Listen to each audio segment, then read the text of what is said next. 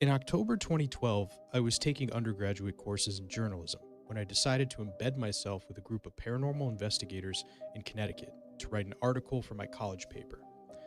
According to some researchers, 2012 was the year that the Mayan calendar had predicted the end of the world. However, this information was later found to be a misinterpretation. The Mayan calendar simply marked the end of a cycle, similar to how our calendar marks the end of a year.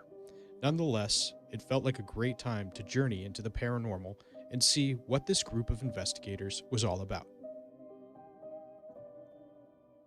I had been talking with lead paranormal investigator Ed Bird of CRYPT, which stands for Connecticut Research and Investigation of the Paranormal.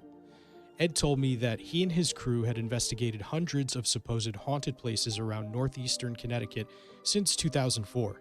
They even had their own TV show, Paranormal Encounters, that aired on local community access channels in Connecticut. And if you'd like to know more about CRYPT, there's a link to their YouTube channel below.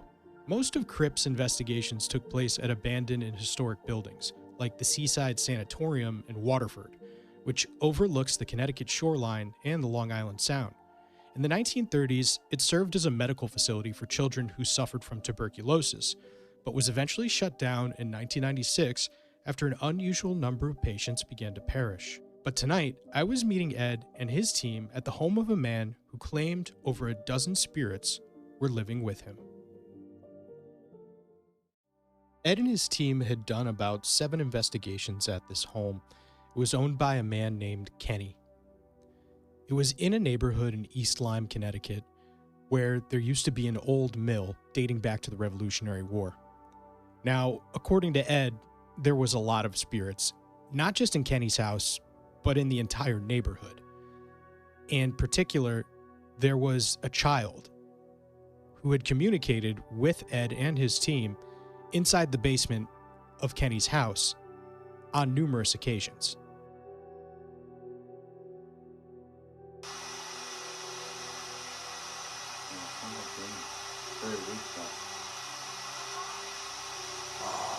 Ed and his team used a variety of tools during their investigations, like the K2 EMF meter.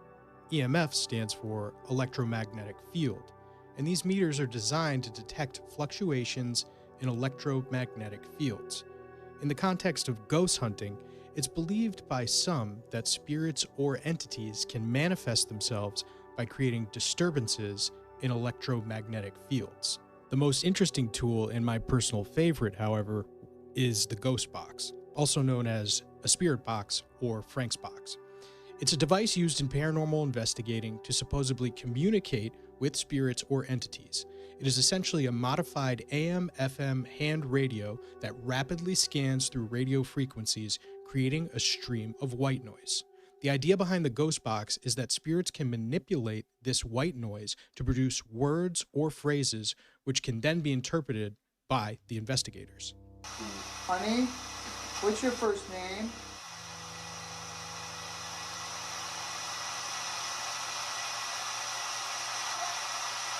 Oh my. The boy too, isn't it? Is it the little boy? You would say it's me? It's me. Can you Tell us what your name is again, please? Yeah, what's your name, little boy?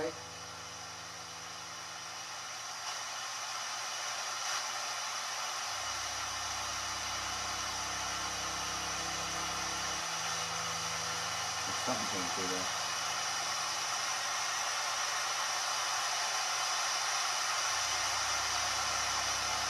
Can you tell us how old you are, please?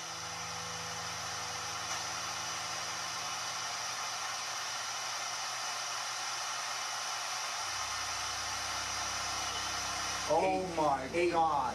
8. Holy shit. Thank you. That was, thank you, little boy. Holy crap. Although difficult to tell from the audio on the video, I can tell you, sitting there, it was absolutely 100% genuine. Ed and his team did admit that the radio can pick up frequencies sometimes of interference from other local radio stations.